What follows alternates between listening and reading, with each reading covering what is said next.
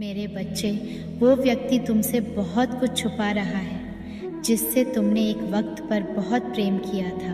वो तुमसे अपनी मर्जी से अलग नहीं हुआ है। उसके मन में आज भी तुम्हारे लिए बहुत प्रेम है, बहुत मान सम्मान है तुम्हारी उसके दिल में। पर कुछ गलतियाँ की हैं उसने जिससे वो बदल नहीं सकता है, और ये बात उसे भी पता है कि वो पूरी तरीके से आज भी तुम्हारा नहीं हो सकता है।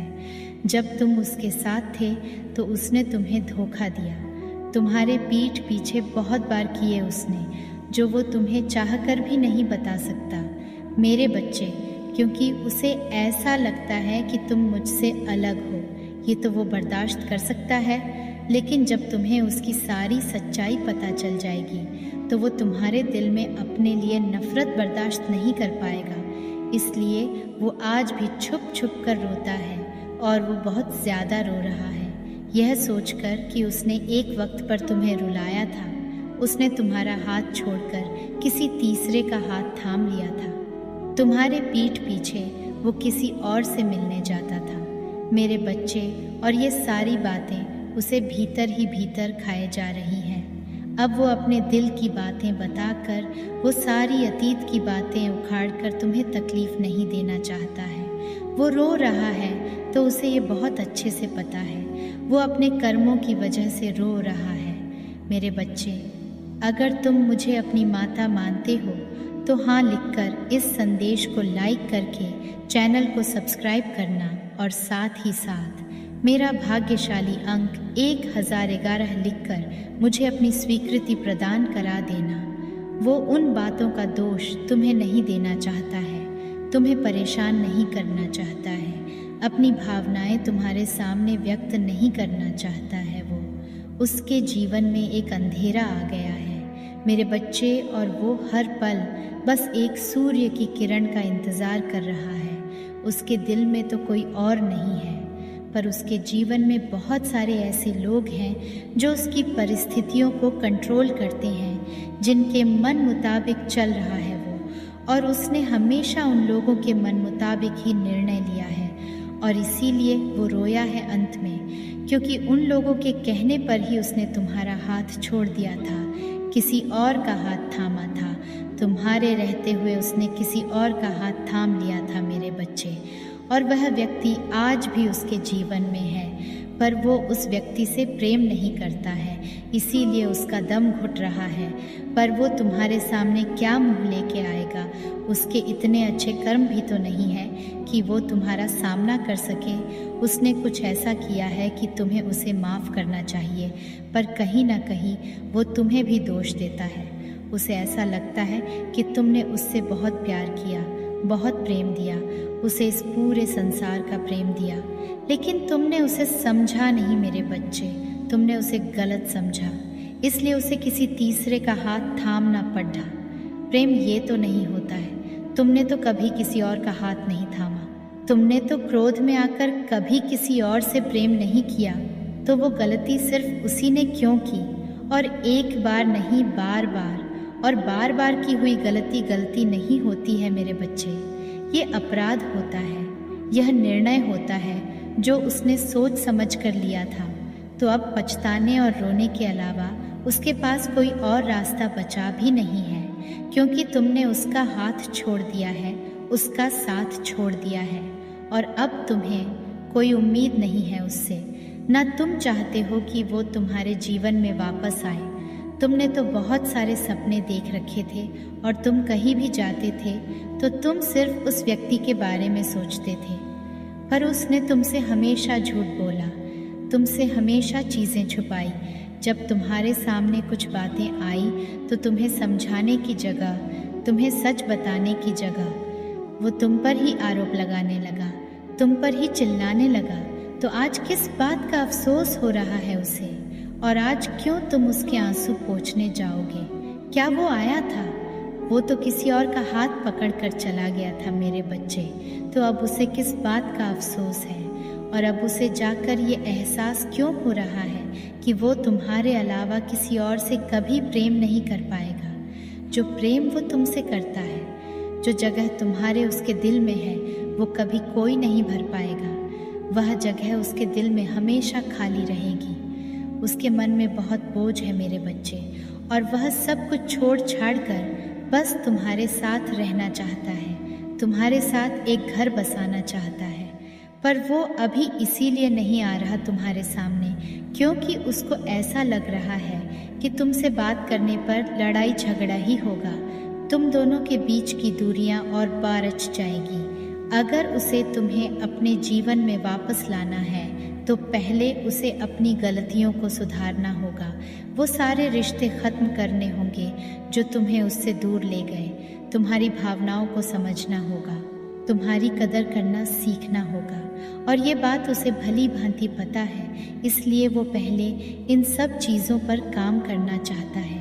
वह अपने जीवन में खराब परिस्थितियों को सुधारना चाहता है, और फिर वो तुम्हारे सामने आएगा एक प्रस्ताव लेकर, तुम्हारे साथ फिर से नए तरीके से, नए सिरे से एक रिश्ते की शुरुआत करने के लिए। वो फिर से तुम्हारे जीवन में आएगा मेरे बच्चे, और इस बार एक अलग ही व्यक्ति मिलेगा तुम्हें।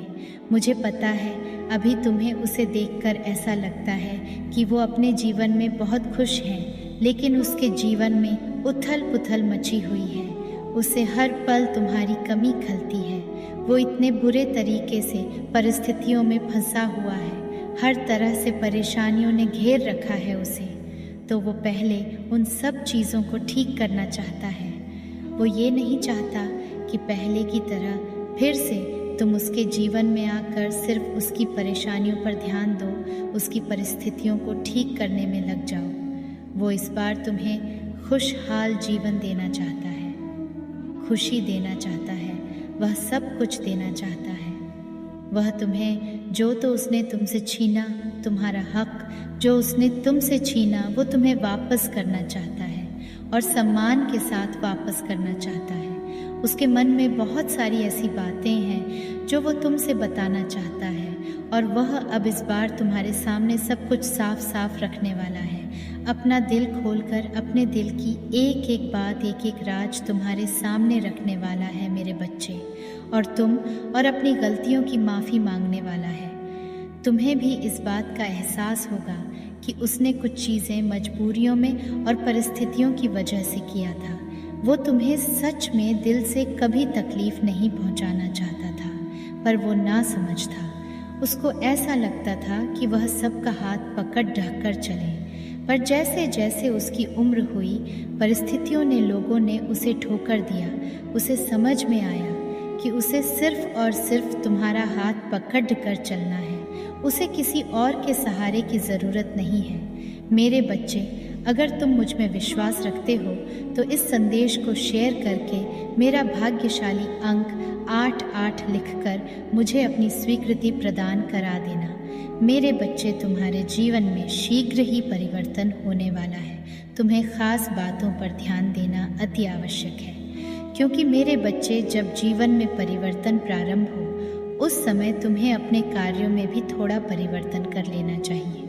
क्योंकि जिस प्रकार से बारिश में बहते हुए पानी को यदि तुम थोड़ा सा रास्ता देख आते हो तो वह उसी तरफ ही वह कर चला जाता है।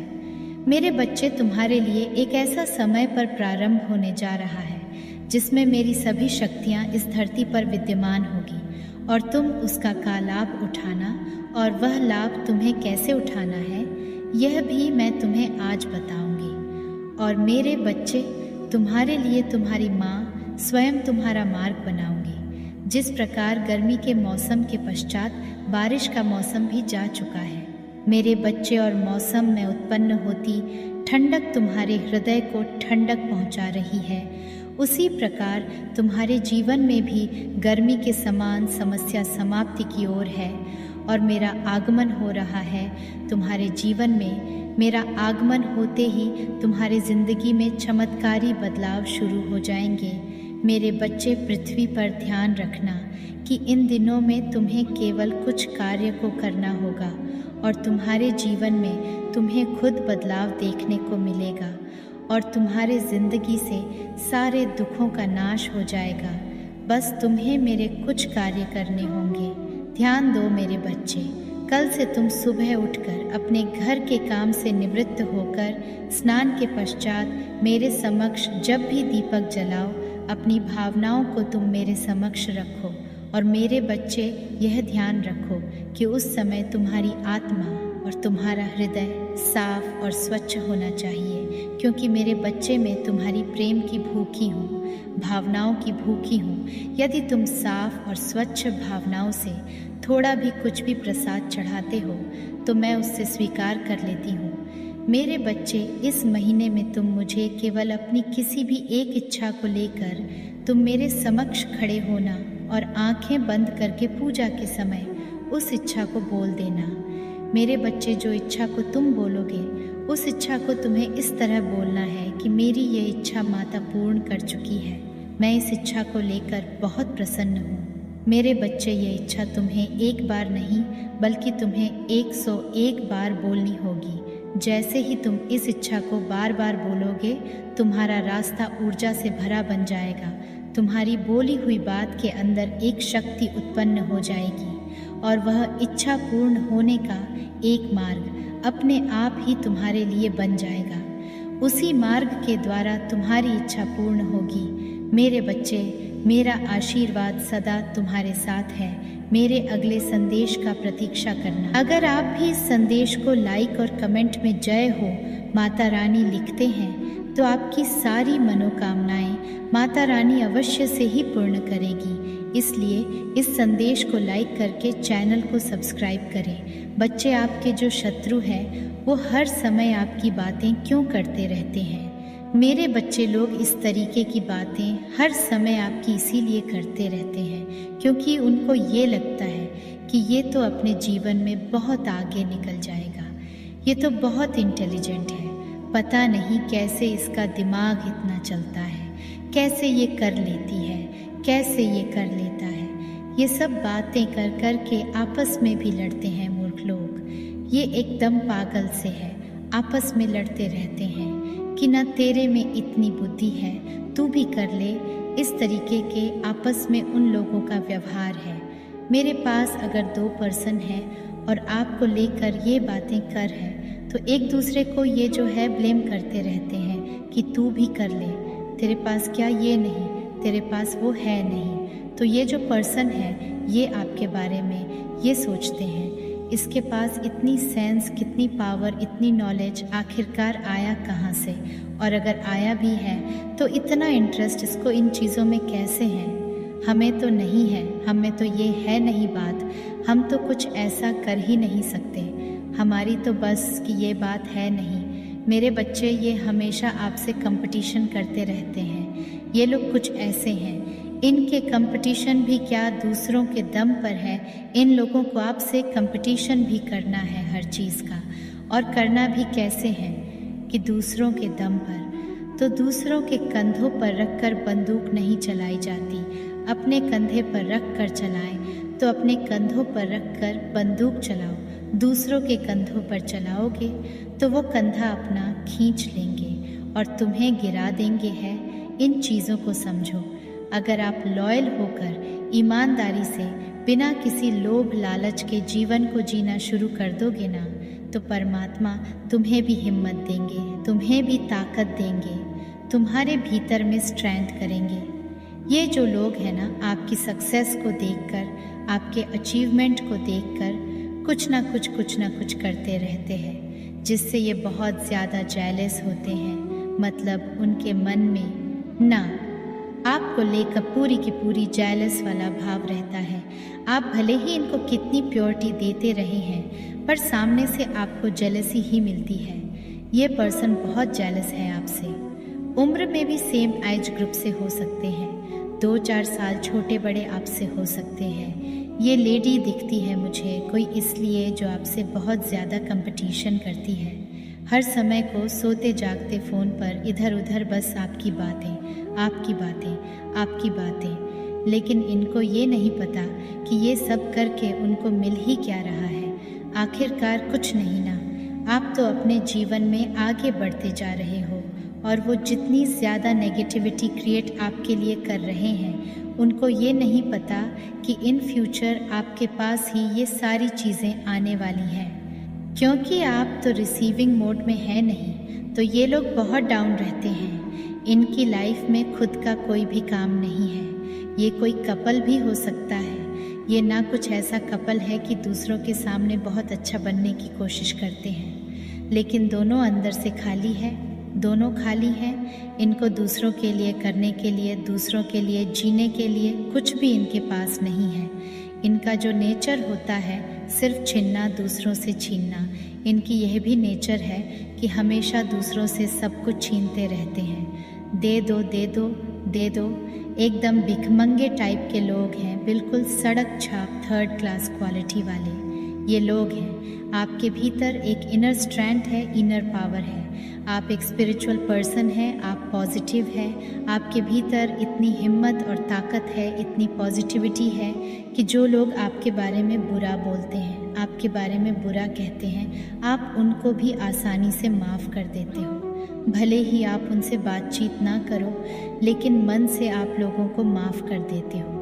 मतलब आपके भीतर किसी भी प्रकार का कोई रिवेंज वाली फीलिंग नहीं रहती कि ये मेरे साथ ऐसा कर रहा है या कर रही है तो मैं भी बदला लूँ। आपके भी तो इस प्रकार की कोई भी इंट्यूशन नहीं होते, ना आपकी ऐसी भावनाएं होती हैं, और इन्हीं सब चीज़ों का ये मूर्ख से लोग फ़ायदा उठाते रहते हैं। आपकी यह मैं देख पा रही हूँ। अब आपके इंट्यूशन भी बहुत स्ट्रांग हो गए हैं। परमात्मा आपको यहाँ पर ये बोल रहे हैं कि आपने अपनी पास्ट लाइफ से जो है कुछ अनुभव लेने हैं। जो मिस्टेक्स आपने पास्ट में करी है, जो गलतियाँ अपने पास्ट में करी है, उनसे अपने सीखना है और अपने पास्ट लाइफ से आपने सीख करके उसको अपने प्रेजेंट में इम्प्लीमेंट करना है। बिल्कुल माइंड